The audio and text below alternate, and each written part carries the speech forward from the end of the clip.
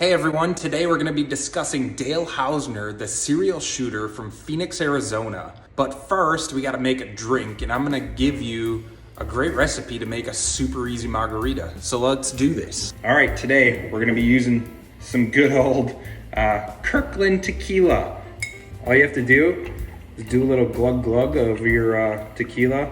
Then we're going to cut up some limes. I usually do at least a full lime for this. You're just gonna squeeze that right into your drink. Make sure you get a lot of lime in there. And then all you have to do is top it up with some 7-Up. I use Diet 7-Up. There you have it. It's an easy margarita. Cheers.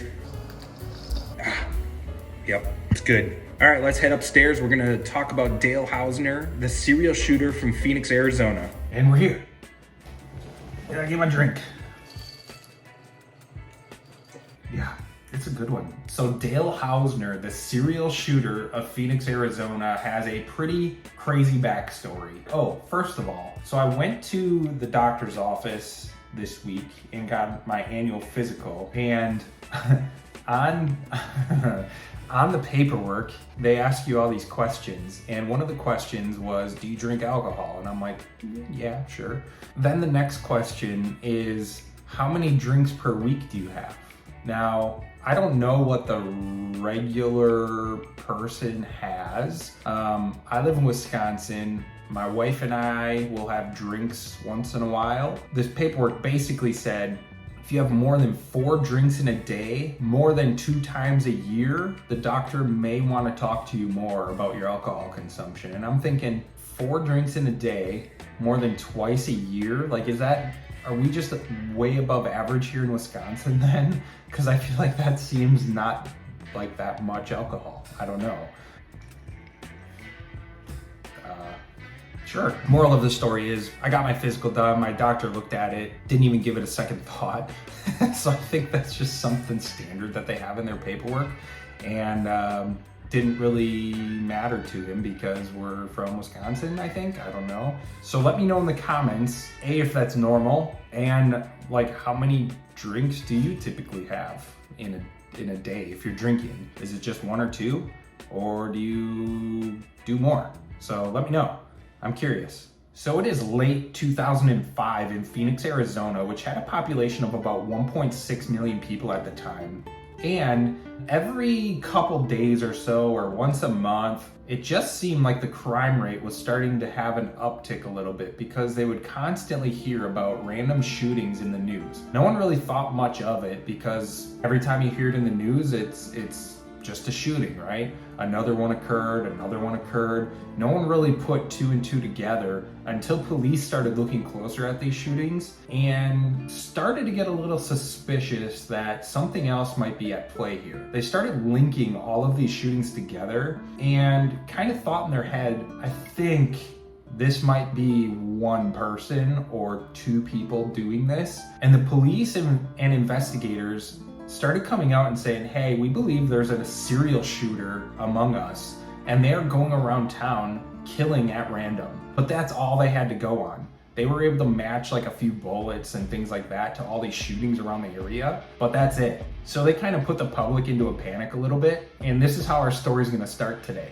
In early 2005, police were called to several animal shootings in the area. One night, a person on vacation in the Phoenix area was renting a house.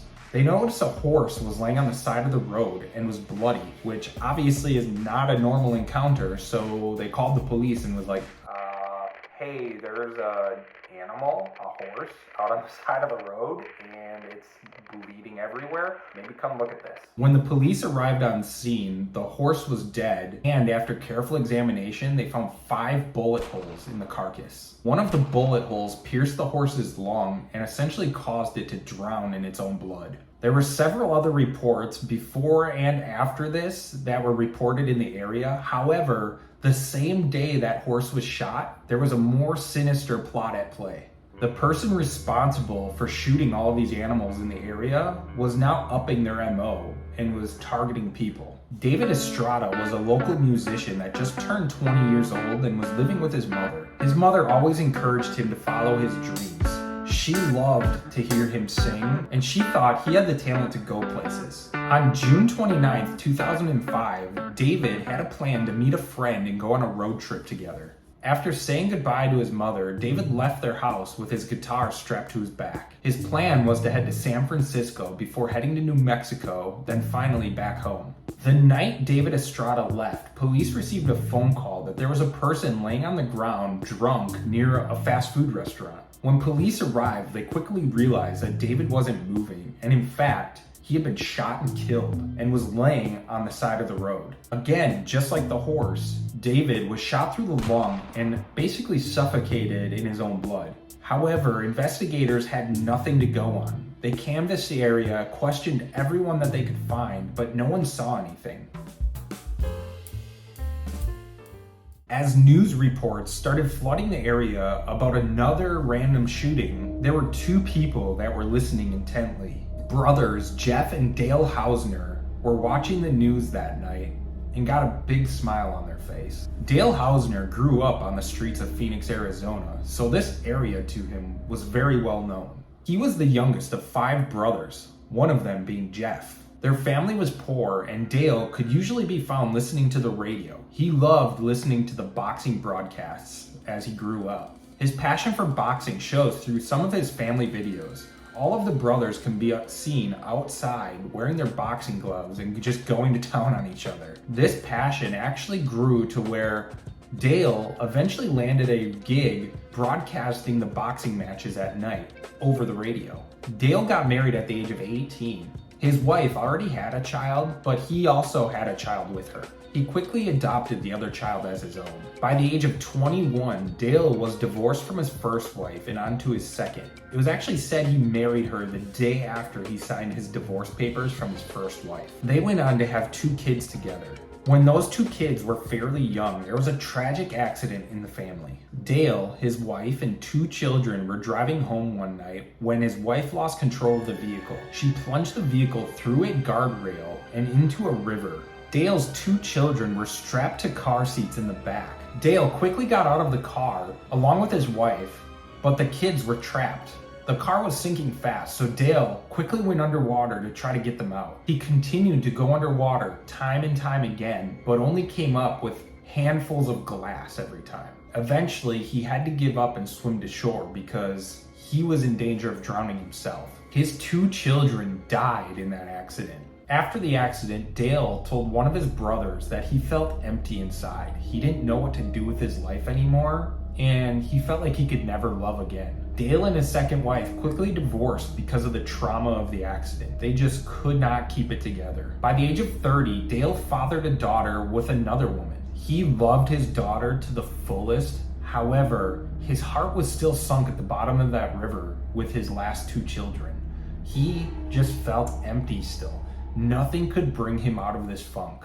Being a father myself, I can only imagine what that would feel like. That feeling of knowing that your kids are dead and like still having to go on and push through it. It would be one of the hardest, if not the hardest thing you would ever have to do in your life. For sure the hardest thing you'd ever have to do in your life.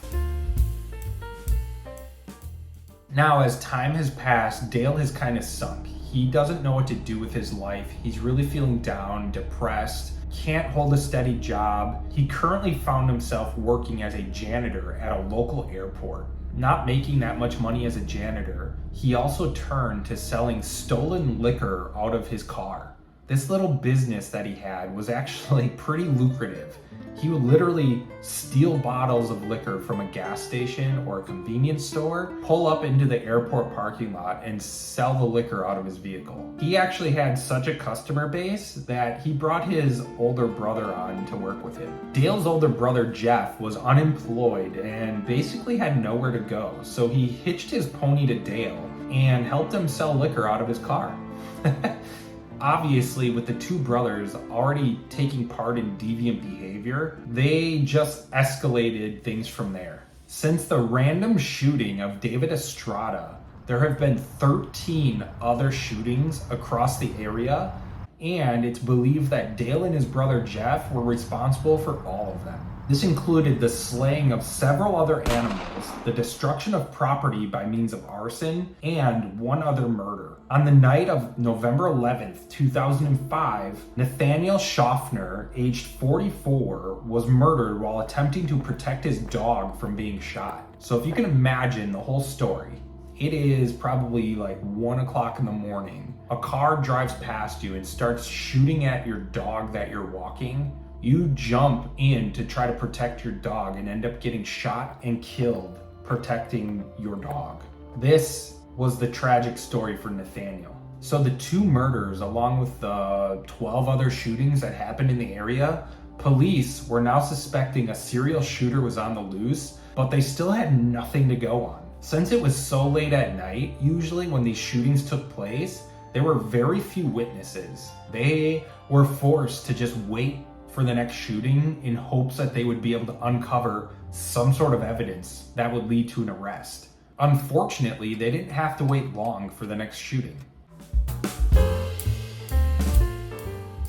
On December 29th, 2005, they were called to a triple shooting. Mark Carrillo, age 28, was shot twice in the chest at close range. It was suspected that Jeff and Dale lured Mark over to their vehicle by asking for directions. Once he was close enough to the vehicle, they shot him in the chest. 2 blocks further up the road, Jose Ortiz was found dead in a similar manner. The third crime scene was very similar. It was very close to the area. However, the person survived. This finally gave police the evidence that they needed to basically start this investigation.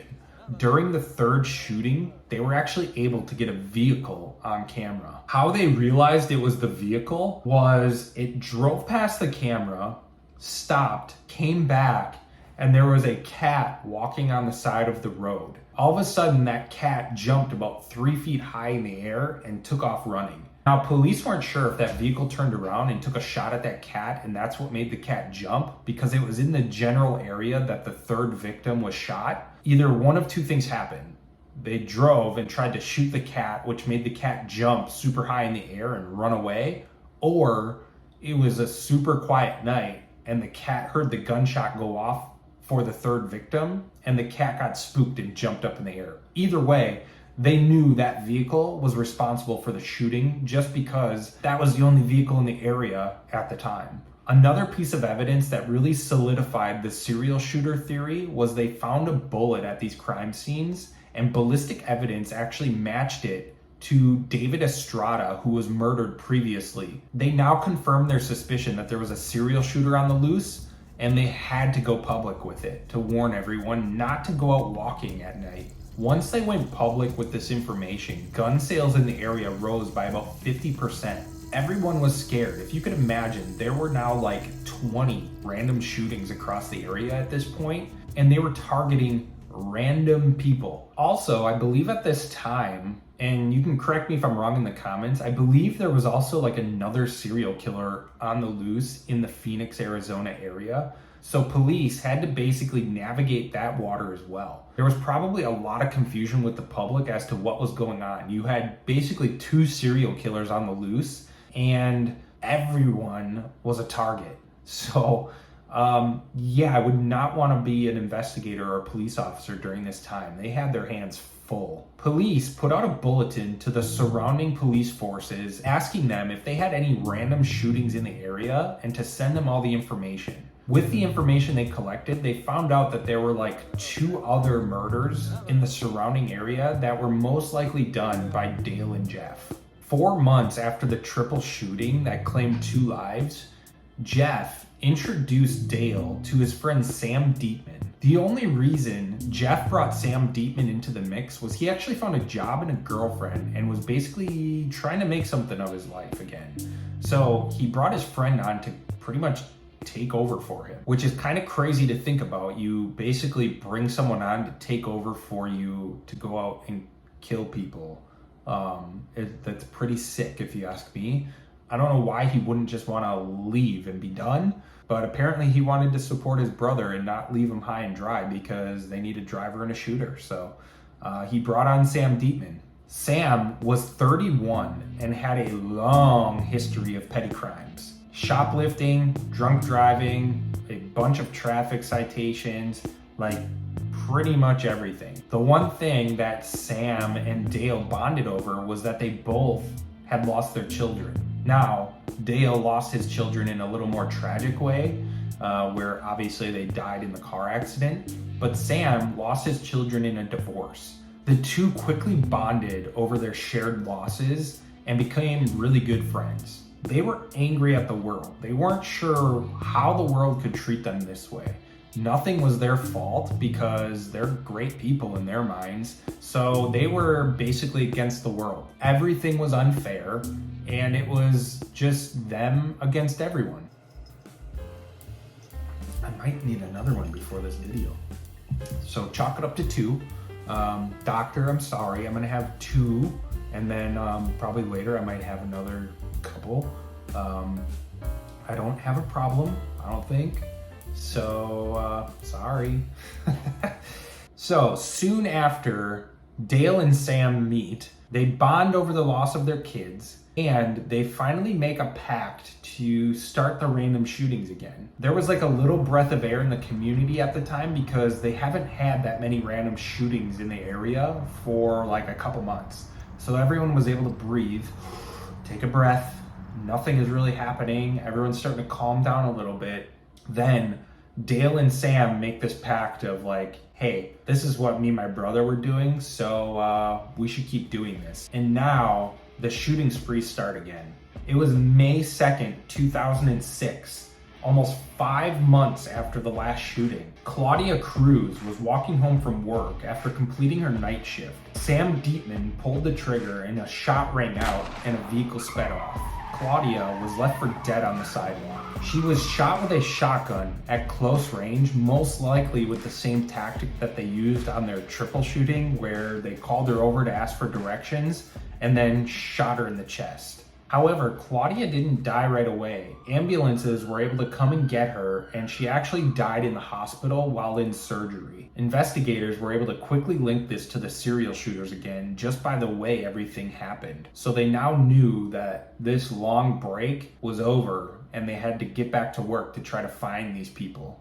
The following month, investigators were called to fires that actually started at 2 supermarkets on the same day. The fires were set intentionally and caused millions of dollars in damages because it set off the sprinkler alarms in the whole building. The 2 fires at these supermarkets were linked together because they were started 45 minutes apart from each other. This also led police to their first real lead. They had video footage of the 2 suspects going through the aisles. They could literally see them like lighting the lighter and setting things on fire. They had clear images of what they look like.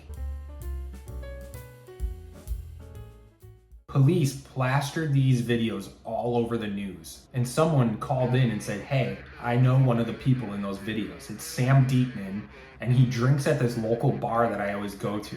Him and I are actually friends. So police now have their first real lead on this whole thing. However, they don't really know if this is linked to the serial shooters.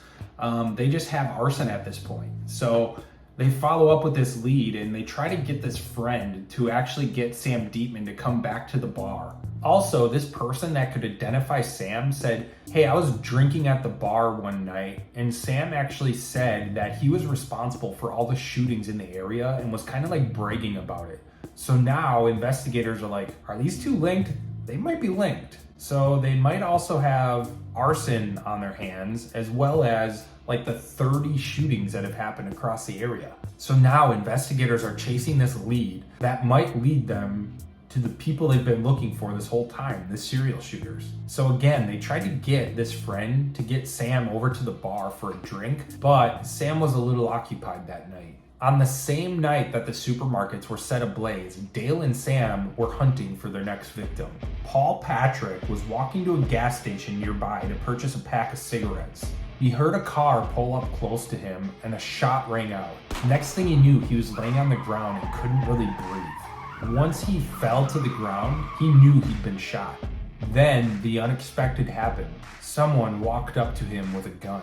Paul literally thought he was going to be executed right there on the side of the road, because what are the chances that a shot rang out you get shot, then someone walks up to you with a gun. He is basically petrified. He can't move. He's scared for his life, obviously. He's already been shot once. However, the person with the gun walks up to Paul and says, "Don't worry, as long as I'm here, you're safe." He was saved by an army medic that was nearby and heard the gunshots. This army medic ran over, saw Paul laying on the ground, and basically ran to him to try to save him. Oh, and also, he was carrying his own gun. So this medic performed life-saving procedures on Paul right there on the sidewalk and ended up saving his life. Paul was rushed to the hospital and survived this whole ordeal. He was in critical condition for several weeks, but was able to pull through. Several nights later, this friend of Sam's was texting him to come get a drink at the bar. Obviously, police still wanted to talk to him. That same night, they were texting back and forth with each other. Sam and Dale found their next victim. Robin Blasnick was a 22-year-old. She was shot at the same time Sam was texting Ron about coming to get drinks. Robin marked the 47th incident that Dale and Sam were responsible for. After the shooting, Sam finally agreed to meet his friend for a drink. However, the police didn't jump on the opportunity to arrest him. They had something else in mind. They wanted to follow him around, figure out where he lived, to get more evidence to support their theory that they were the serial shooters. So they followed Sam back home where he was living with Dale. Now, police knew exactly where they were living, and they were able to wiretap the house. During some of the conversations, Dale and Sam can be heard talking about how they're the pioneers of the community. It came out that Dale Hausner wanted to be famous for everything that he was doing, and he was actually annoyed with the media coverage of all the shootings because they weren't accurate. They were saying that they were responsible for far fewer shootings than they actually were, and that pissed Dale off. Then, during one of the conversations, they can be heard discussing how they killed Robin Blasnick the night before. Dale was basically bragging about shooting Robin Blasnick, and her last words were, help me, that's what he was saying over this wiretap. Like, this guy is a sick individual. So this gave police enough evidence to arrest both Sam and Dale. They set up a tactical unit on the house, and basically when Sam left the house, unbeknownst to him, the police quickly swept in and arrested him. Then after that, Dale surrendered without any other incidences. Both Dale and Sam didn't seem surprised at being arrested. However, once they were taken down to the police station, the true story really comes out. They were interviewing Dale, and basically Dale was saying, I didn't have anything to do with this. When they were questioning him about the vehicle and the guns and all of that, he's like, well, if it was my vehicle, was my gun, it had to have been Sam when I was sleeping. So they didn't really have anything to go on with Dale's interrogation. However, Sam, on the other hand, gave them everything they wanted to know. Once they were talking to Sam, he basically broke down and said how he didn't really have anything in life. He didn't have a job, he didn't have a wife, his kids were taken away from him. He really had no one to turn to until he met Dale. Dale was really the person that supported him over the last year or two, and he pretty much needed him. So he relied on him for money, for his apartment, for everything. And this really put him into an awkward situation when Dale brought up, hey, we're gonna go out and kill people now. What was Sam to do? He would either have to go along with Dale or be homeless. He's pretty much a puppet at this point. Obviously, any normal person, don't get me wrong, Sam is definitely not a normal person. Any normal person would be like, yeah, I'm not gonna kill people, I'd rather be homeless. So Sam still had some issues to work out himself, but he basically laid this whole story out that Dale was the mastermind behind everything. He was the one driving, he was the one shooting. Sam was just kind of there riding along with him and did it because he didn't have anything else to do. Sam was also able to indulge the investigators and gave them a little bit of information about Dale's brother Jeff and some of the crimes that Jeff and Dale committed together. In court, Sam told the jury exactly how they killed one of the first victims, David Estrada. Just like they suspected, they drove past him, turned around, asked him for directions to lure him to the car, then shot him and sped off. Sam outlined pretty much every victim and how they did it. which really kind of put the nail in the coffin for Dale. Dale, on the other hand, took the stand himself because he's a psychopath, and a lot of times they do that because they think they can outsmart the crowd. And he basically stumbled on a few things. He started comparing himself to other famous serial killers, which, if you're not one yourself, you probably wouldn't do. After all of this testimony, the jury came back and said, yeah, you're guilty on all charges, and you get 6 death penalty sentences. A list of everything Dale Hausner was convicted of goes like this: 6 first-degree murder charges, 18 attempted first-degree murder charges, 2 conspiracy to commit first-degree murder charges, 16 aggravated assault charges, 23 drive-by shooting charges, 9 animal cruelty charges, 3 counts of discharging a gun at a structure, 1 count of unlawfully discharging a gun, and 2 counts of arson of an occupied structure. He was sentenced to 6 death penalties on March 27th of 2009. Yeah, he's crazy. In total, Dale was convicted of over 80 charges. Sam pled guilty to 2 murders and received a life sentence without parole. Dale's brother Jeff received 18 months in prison for some of the crimes he committed with Dale. However, they couldn't pin any of the murders on him, so he kind of got away pretty clean in this whole situation. In 2013, the serial shooter Dale Hausner was found dead in his cell by a self-inflicted overdose. He basically saved up all of his medication somehow and ended up choking it down. So, that's my story. Dale Hausner, the serial shooter from Phoenix, Arizona, everyone. I hope you enjoyed it. I did not make another drink, but I'm going to finish it now. If you like this video and want more, like and subscribe to my page. And cheers, everybody. Bye, everyone.